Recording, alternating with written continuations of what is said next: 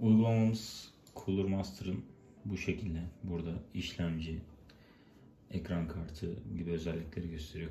Ne kadar voltaj çektiği, sıcaklığı gibi. Klavyemizin ekranına gelecek olursak buradan sabit modundan istediğimiz rengi ayarlayabiliyoruz. Her bir tuşun altında ayrı bir RGB ışıklandırması var. Gökkuşağı dalgası modu var. Bunu ister yavaşlatıp ister hızlandırabiliyoruz. Tabi buradan ışığın şiddetini de azaltıp arttırabiliyoruz. Artı gösterge modunda bu tuşa bastığımız zaman bu şekilde artı şeklinde ışıklar yanıyor. Tepkisel solmada şöyle bastığımız tuş bir süre farklı renkte yandıktan sonra sönüyor. Tabi bunun renkleri de değiştirilebiliyor aynı zamanda. Bu özelleştirme modunda her bir tuşa ayrı ayrı ışık belirleyebiliyoruz. Mesela şu tuşu kırmızı yapmak isteyelim diyelim, U tuşunu. Hemen U tuşu kırmızı bir şekilde yanmaya başlıyor. Yıldız modunda böyle kendisi ışıklar açıyor ara sıra.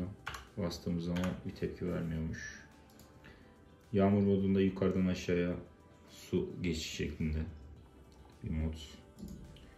Renk döngüsü modunda gene hepsinin hızı ayarlanabiliyor. Böyle hızlı renk geçişi veya yavaş renk geçişi şeklinde yapabiliyoruz. Nefes alışı, yavaş yanıp sönme demiş burada, nefes alıp verme modu. Dalga modu bu şekilde bastığımız zaman ışık bu şekilde, kenardan bastığımız zaman böyle. Ateş topu modu, bunda da renkli bir şekildeyken bastığımız taraftan diğer tarafa doğru ışık geçişleri oluyor. Su dalgacığı modunda da bir damla su düşmüş gibi bir görüntü var. Tepkisel vuruşta bastığınız yerin çevresi aydınlanıyor.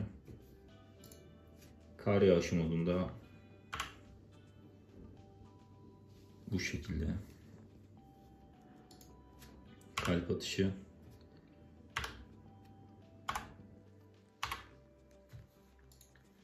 Daire spektrumu.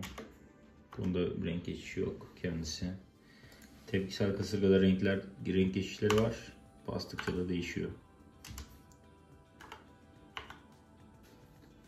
Bu şekilde uygulamamız. Buradan da makrolar, atanmış makrolar kullanılabiliyor. Makro profilleri. Bu şekilde. Buraları pek kullanmadığım için tam hakim değilim. Renk geçişleri bu şekilde.